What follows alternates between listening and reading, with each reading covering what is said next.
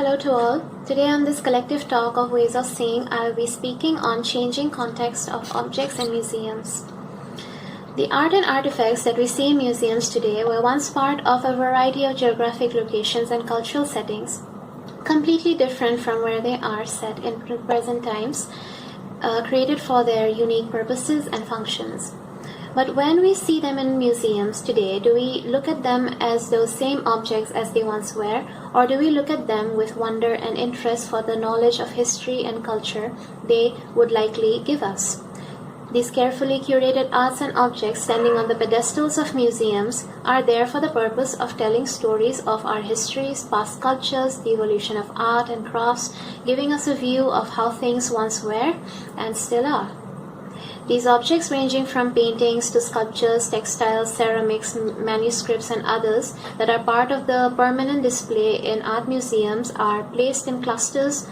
of exhibits with each other, having a variety of purposes originally attached to them.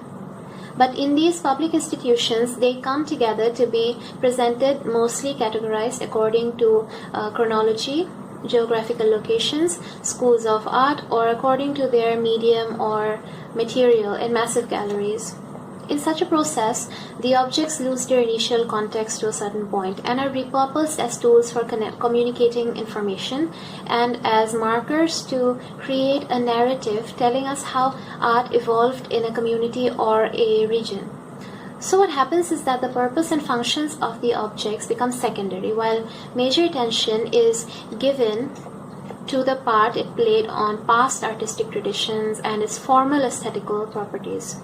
Let us take an example from the early art practices of India, such as paintings from centuries ago that have survived in the walls of caves, rock shelters, in manuscripts, or in potteries. Some of the earliest manuscripts have survived in birch barks and palm leaves with Buddhist and Jain text on them, some with illustrations, some not. Such traditions continued with the onset of the Mughal Empire, spreading onto many other provincial centers such as in the states of Rajasthan, Central India, the Deccan, Himachal Pradesh, Uttarakhand, and Jammu. Such painting traditions began with the need to write down the spoken word and oral teachings of their leaders and their lives. These manuscripts and album miniatures would usually be small enough to hold in your hand or portable so that the text can be read out to crowds of people or be privately viewed by the patrons and kings who sponsored them. They were supposed to be seen from close proximity and hence limited the viewership. These manuscripts were not part of the mass artistic traditions but carefully sanctioned by the royal courts, created by artists with great attention to the minute details in these paintings. Some of these manuscripts and loose-leaf paintings have now been stored in hundreds of museums all over the world, restored and curated, yet the settings and contents have drastically changed. They are not simply viewed for the stories or the teachings they carry, but for their style and format and where they stand in the miniature artistic traditions. The loose-leaf paintings are framed and categorized according with other such paintings from the same school, with all the schools of painting arranged chronologically or geographically. Hence, while looking at them, the public is unaware of the other accompanying parts of these paintings, such as the texts that accompany them. Also, this way the paintings are viewed by a large number of people like it was never supposed to be viewed in the time when it was created, where it would have been stored away carefully in albums in bhandarghar or storehouses once they were viewed by the patrons. There are also reproductions of these paintings and manuscripts through photography or image scanning, which allows multiple museums to present them without handling the originals, resulting in vast sharing of these images around the world, bringing up the initial purpose of these paintings with limited accessibility. Similarly, the sculptures that we come across in museums from hundreds of years ago were part of varied settings such as religious buildings, cave shelters, monasteries, administrative buildings, temple grounds, or city squares designed and displayed for religious, political, or decorative purposes. These sculptures, ranging from statues of deities to political leaders to saints to patrons on low relief, high relief, and freestanding sculptures in their original context, were sanctioned to be set with other accompanying sculptures or with paintings telling stories of legends or portraying scenes of victory of gods and goddesses. But in our traditional museum settings that we have now, these sculptures are brought in from other places and are arranged in groups that are mostly categorized to the period they belong to, or the material they have been made in, or where they have been geographically found. They are also separated from the groups they were originally established with. The primary attention in the present times is paid to the sculpture's stylistic aspects, their relation to preceding and following artistic traditions, the modern changes they have brought in to the art, and the information they bring on the subjects that have been portrayed. But we have to ask the question of whether they were considered art once upon a time, or whether they were just created for the religious and political or decorative implications, since now we put them in this collective group of visual art, and how separating the sculpture from its original setting to a certain degree takes away the grandeur and divine aspects that they were originally attached with, considering them now as objects of inspection and instruction. Similar to the reproduction of paintings, replicas of sculptures are also very popular, as they allow the art to be accessible in many museums at just one time, helping in the motives of art awareness and art education. But reproductions and replicas have created a new context for original pieces of art, as they are identified as the original that inspired the mass reproduction of these replicas, and henceforth they have been valued more because of their originality and their rarity. Then we can look into objects that were used by people in their daily lives, which are now categorized as utilitarian art or as crafts, which were given more attention to their functions rather than their aesthetical values.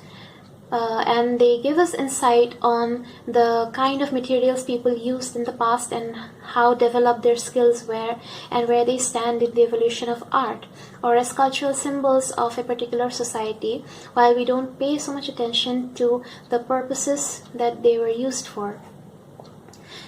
Though nowadays many museums, private and state, are trying to bring about new methods of displaying the exhibits and interpreting the relationship of the objects with the public. Yet there is a majority of these institutions that still have political, sociological, and ideological aspects that guide them on how and what the museum goers encounter and understand when visiting museum spaces. Yet museums and galleries bring up temporary exhibitions that showcase thematic installations where the objects are displayed according to various contexts, like objects of a particular color or a particular material, art by women artists across time and space, or landscape paintings, for example. The objects showcased in these shows can have varied categorizations than what these objects had in the permanent displays. Like, for example, a lithographed print of Raja Ravi Verma can be part of an exhibition for early printmakers of India, or an exhibition for popular devotional arts, or an exhibition solely for the creations of Raja Ravi Verma. Then there are museums that use period settings such as house models or stage sets, or many times there are period house museums, such as when temples, churches, or palaces have been restored and repurposed into museums to conserve the house as well as the objects inside them, giving them a chance to flourish in their original environment, and giving the public a rare view of the house and how its objects were arranged and corresponded with the inhabitants. Some examples are such as of the Mattancherry Palace in Kochi, Kerala, originally belonging to the Rajas of Kochi, that have been repurposed into a museum with all the paintings and portraits in its walls conserved, and the furniture that gives the visitors an idea of how household spaces were arranged back then, the materials used in the building, or how the wall paintings juxtaposed with the rest of the house. Then there is the Salajung Museum in Hyderabad, originally housing the private art collections of the Salajung family, but has now been repurposed by the Government of India into a national museum, showcasing one of the largest art collections